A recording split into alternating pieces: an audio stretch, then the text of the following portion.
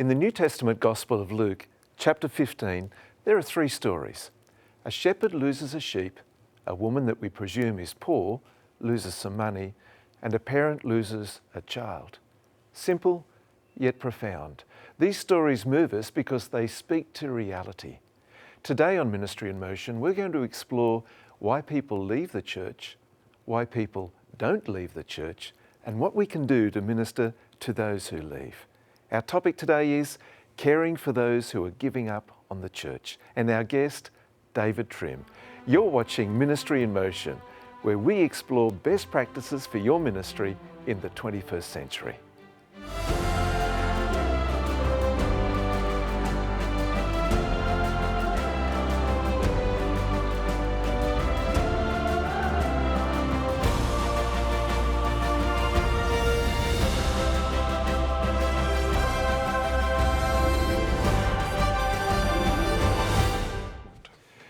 David, this is a major issue. Can you give us some background, some factual, statistical details on just how bad things are? Anthony, I'm happy to in one sense, but unhappy to do so in another.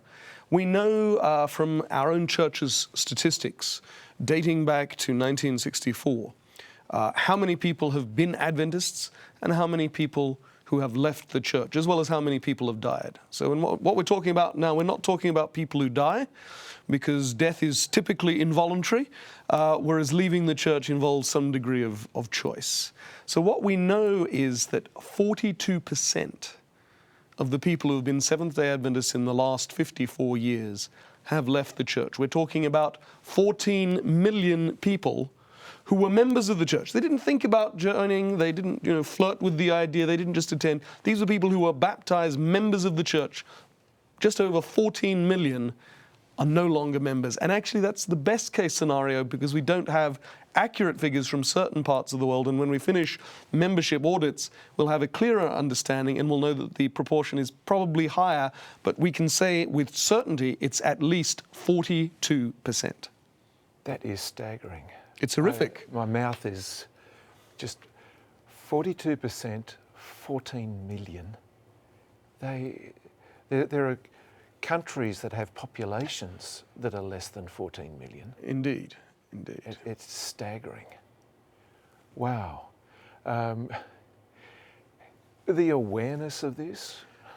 Anthony, as a church, since I think the 80s, we have put a huge emphasis on baptisms.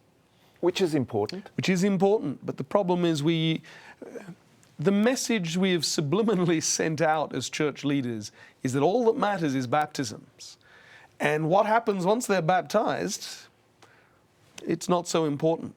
And so the awareness, I think, hasn't been there, because all our efforts have been put on the Great Commission, or what we think is the Great Commission, and saying go and baptize. But the Great Commission also says teach, and what it's really about is make disciples. Yes. And disciples aren't people who you baptize one year and they're gone the next, or even 10 years later. Yeah. Can we unpack some of these? I'm just still recovering and trying to formulate the next question. Is this more pronounced in certain regions? It's true everywhere, and that's the disturbing and distressing thing. It's true everywhere, and when one talks to church leaders one-on-one, they will all say, look, this is a problem in my territory, in my region, in my country. Can you in the General Conference help us? And we've been trying to do that, but it's a problem everywhere. Places where evangelism is successful and where it's not. Places where church growth is fast and where it's not. It's a problem everywhere. Extraordinary. And this is such a huge number. What research, how has the church responded with this? So in 2013, the church commissioned 2 different studies of former Adventists. We commissioned 2 different ones because, it's hard to find former Adventists. Current Adventists, they're on the church rolls, you can find them, you can administer a questionnaire. So we did 2 different studies, one quantitative, one qualitative, different methodologies, to see if they were telling us the same thing. And actually the results from both are broadly the same, which means we can have confidence in them. 2 different methodologies didn't throw up different results. They're telling us the same thing. And what was it telling us? It's telling us put crudely, that the local church is not a caring, supporting environment for church members. What's happening? Or what isn't happening? Well, that's a good question. I think perhaps we should also consider, though, who are these people? Right. I think the first question many people would say is, well, maybe they're not proper, really good Adventists to begin with. But actually, a significant percentage have been in the church for more than 10 years. Most of them study the Bible at about the same frequency as church members. We've done a survey of church members in that time, and that showed that 74% studied their Bible several times a week, and 74% of ex-members studied their Bible several times a week. So we can't say, oh, it's just that they weren't proper Adventists, they weren't studying their Bibles, because they were. And the really fascinating thing, Anthony, is we ask them questions. We ask them two questions about the Scripture and the spirit of prophecy. One is, do you believe in the Bible as being authoritative in the way as taught by the Seventh-day Adventist Church? 80% of people who have left the church say, yes, I still accept the Seventh-day Adventist Church's teaching about Scripture. And we also ask them about, do you believe that Ellen White was a prophet or a prophetic minister inspired by God? 58% of former Adventists say, yes, I still believe that Ellen White exercised prophetic ministry. So these are not people who have abandoned belief in the Seventh-day Adventist Church. And Anthony, after all, if you don't believe in the seventh-day Sabbath, if you do believe that God torments people for all eternity in hell, then maybe the Seventh-day Adventist Church isn't the best fit for you. But that's not what we're talking about. These people are very close still to what Seventh-day Adventists believe. So the overwhelming majority still believe in the doctrinal positions of the Adventist Church. Correct.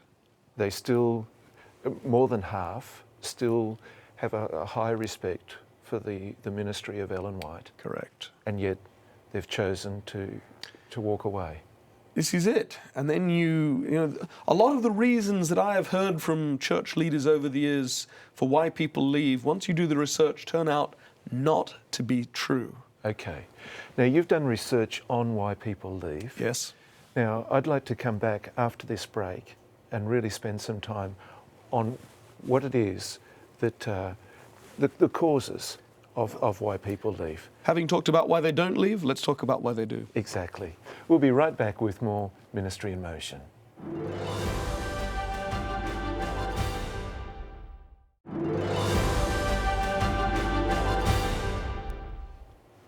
Welcome back to Ministry in Motion. Our topic today is caring for those who are giving up on the church, and our guest, David Trim.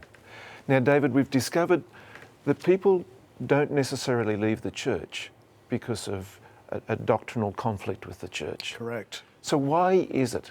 There's been quite a deal of analysis of this. Why is it that people do leave the church typically? So what we found is that the largest single reason people give for why they stopped attending church, this is people who later left the church, 28% said there was no particular reason, I just drifted away. But then that does kind of beg the question, well, what led you to drift away? So we didn't just ask that question, we asked a series of questions to try to get deeper insights. And we discovered there are two main factors. Difficulties in people's lives and conflict. Okay, let's unpack those. Difficulties in people's lives. What are we talking about? So what we found is that overwhelmingly people who've left the church in the 12 months before they did leave the church suffered a range of stressful life events. It could be serious illness of a partner, of a parent. It could be that they had to move to a new place. And actually, it's not widely understood. Research shows that moving to a new city, a new town, actually it produces the same physiological, much less psychological effects as the death of a family member. It's extremely stressful. There are that one loses a job. There are a whole range of things. But what they have in common is that people went through something in the 12 months before they stopped being a member of the church, something really difficult. And I think, you know, what we see from the qualitative research, the in-depth interviews, is that very often people stop attending church because of that. They're caring for a dying or a seriously ill parent or family member, and they're so exhausted, they just don't feel like going to church on a Sabbath morning. They're dealing with a quarrel within their family. They're dealing perhaps with the adultery or potential divorce of a partner, and going to church just seems like too much, especially if they feel that they might be meted with censure and disapproval when they go to church. And so people stop attending church, not meaning it to be permanent. And then 5 or 6 years later, we hear this time and again, I just realized I'd left the church. Now, how that actually happens, we can come back to. It's not, there's a reason that they don't come back. But this is what happens. They've suffered really serious difficulties in their life. And so they stop attending church because of that. And the problem is, nobody notices they're gone. Ouch. But we can come back to that. The second reason, if I may, on conflict. We found when we asked people to rank the reasons that they left the church, and we gave them a wide range of options. And some people think it's worship style. Worship styles is very low down. Some people think, again, it's theological disputes or what the world church is doing. Those things all feature, but is of minor importance. Overwhelmingly, what we heard again and again is conflict. Conflict within my family, conflict with a spouse, conflict within the local church, conflict with pastors, conflict with elders, conflict. And again, in the face of that kind of conflict, going to church on a Sabbath morning and seeing the person that you're having this dispute with seems too much, so they stop attending church. It's not meant to be an irrevocable decision. And this is why I'm glad we're sort of moving away from using terms like backslider or apostate. Because to me, apostate implies that you've kind of said, I'm rejecting God. These people haven't consciously chosen to reject the church. It's in the face of certain things that happen. They stop attending church, and then they find nobody notices that they're not there. Yeah. Now, I've got a hunch that I'd like to explore with you.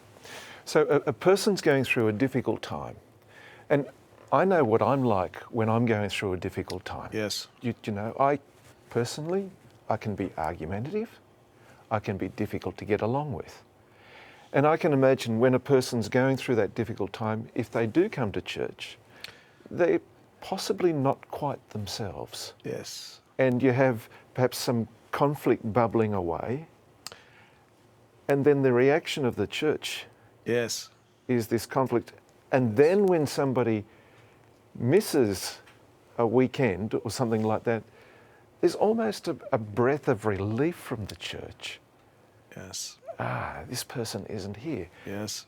How should we respond when there is a person that's somewhat difficult, and when it's almost a personality change at times that can happen with the person? That's true, Anthony, and the research we have does, the qualitative research does hint at that that's what's going on. I do think this is why we can't just say it's either difficult life circumstances or conflict, because the two very often do come together. I think the key is we need to know, as pastors, as elders, as ministry leaders, as deacons and deaconesses, we need to know what's happening in church members' lives, and that's the problem. I think that's the nub of the problem. People don't know, and they don't demonstrate that they care. If we know what's going on, then it's possible to extend that kind of care to them. I also think, we need training for pastors and elders in conflict resolution. The principles of conflict resolution are not desperately hard to learn. I mean, solving Israel-Palestine, that's hard. But solving conflict at the local level, the principles are well known. People are just not trained in it. But people need to care. Yes. Yeah. That's the most important thing, and that's you've chosen for the title. We have to care, and we have to show that we care. So there is a natural human reaction when a person is difficult. If you get the opportunity, the natural instinct is to avoid, to almost screen the person, screen them out. Yes. If somebody's popular, if they've got a nice, warm personality, we can gravitate to these people and embrace them with fellowship. Yes. But you seem to be telling a different story here. Well, and actually that can be a problem. We heard this over and over again. It's anecdotal, but we hear it time and time again. of a breakup in a spouse, a couple, and one of the couple is very popular, and nobody pays attention to the real rights and wrongs. One person is judged responsible and is shunned, and the other is regarded, who is already popular, is regarded as, and they're affirmed. And we don't necessarily want to be going into the ins and outs, the details of people's conflict, but as church members, we should be trying to support and care for them all. Yes. And, what you've highlighted also, yes, people are difficult, so we start to react differently to them, and then that just causes more conflict. These things can become a kind of cycle, almost a downward spiral involving more and more people, which is why pastors need to prioritize this. They need to be aware of it. They need to see the potential implications. Yeah. Let me switch track here a little.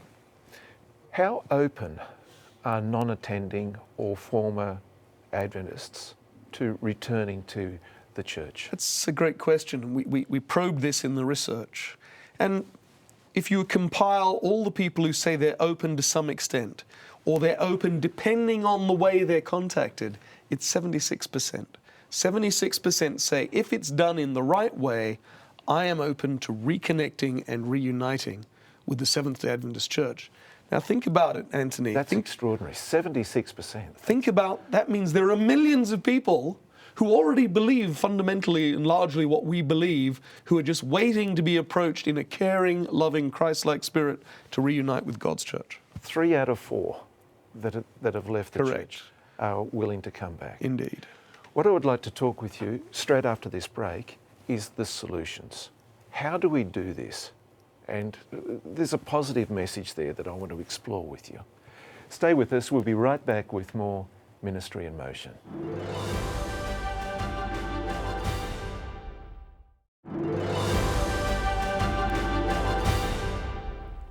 Welcome back to Ministry in Motion. Our topic today is caring for those who are giving up on the church, and our guest, David Trim. Now, David, 76% of those who are distanced from the church are open to returning.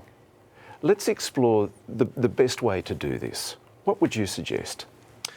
Well, I think part of it is to ensure that there is some basis for contact. We asked people who had distanced themselves from the church, what happened after they stopped attending church? 40% said they were never contacted.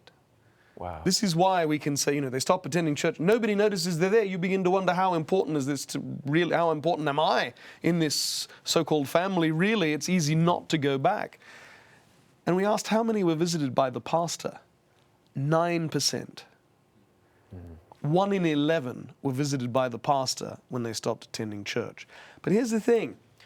Of those who are willing to reconnect, there is a correlation with that in being visited after they stopped, whether by the pastor, by the elder, by another church member. So the key is try to have that basis for contact. So when people do stop attending church, even when they're approaching being disfellowshipped or resigning their membership, visit them and encourage church members, don't cut off contact with former Adventists, your family and friends, because they've left formal church membership. Just the opposite, because if you visit them now, they may not come back next Sabbath, but they're much more likely to come back later.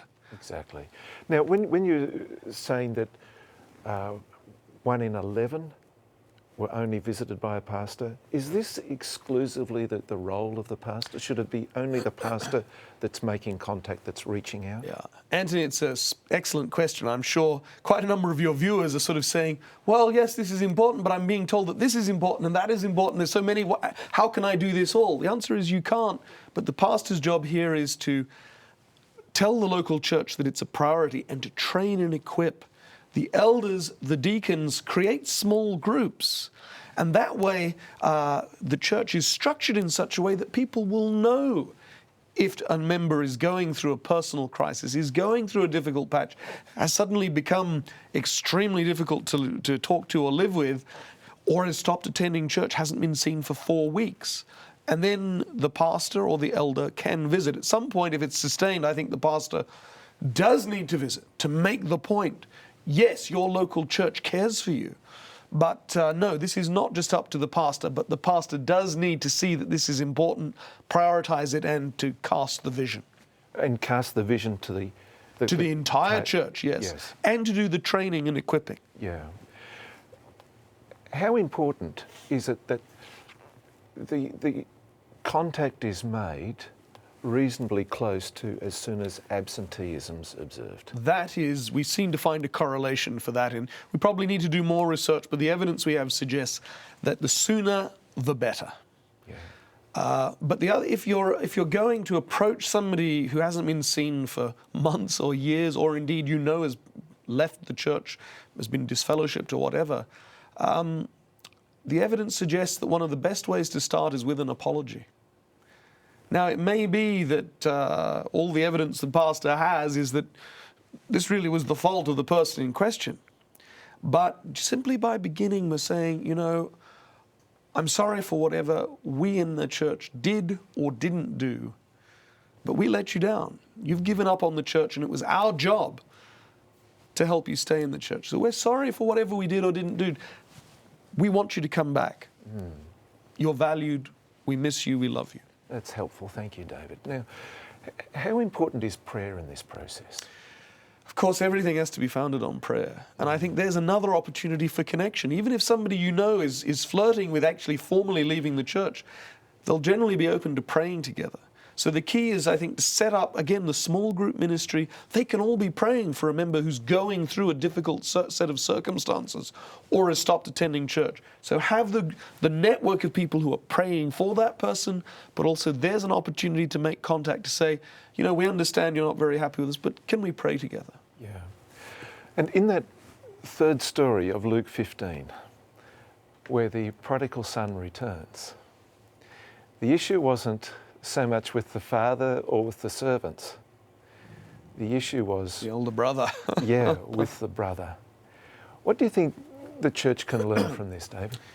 Anthony, if we're going to take this seriously, if we're going to say there are millions of people in the world, and there may be hundreds in my particular city as a pastor, even thousands, depending where you live in my region, who were members of the church, who are with us doctrinally, if we're going to take this seriously, it's not enough just to go and say, please come back.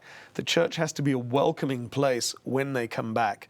And it's anecdotal evidence, but we have many, many stories of people who said, yes, I will go back, and they are not welcomed. There was one who indeed was asked to sign the visitor's book.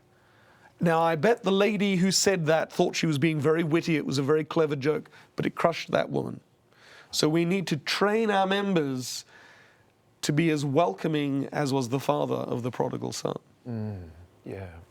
Otherwise, and we also need to reduce the conflict in our churches, because if people come back, start reattending church, which they stopped because of conflict, and the same dynamics of conflict and hatefulness and spitefulness are going on, then they'll just leave again. So we come back to that importance of conflict resolution, but then also training people. Somebody who comes back is not to be dismissed.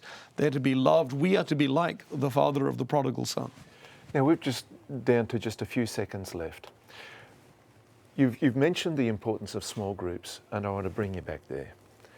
What kind of small groups are you describing? Are they, because this person has been baptised in the past, they still believe the doctrinal positions of the church.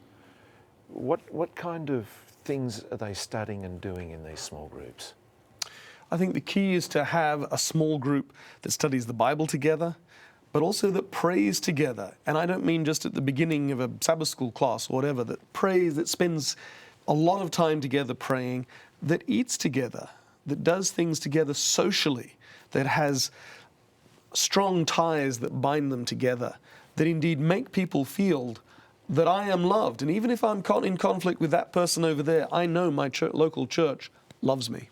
So you're describing here a nurturing, caring environment that's receiving spiritual sustenance from prayer, from community, and from the Word. Indeed. Yeah. David, thank you.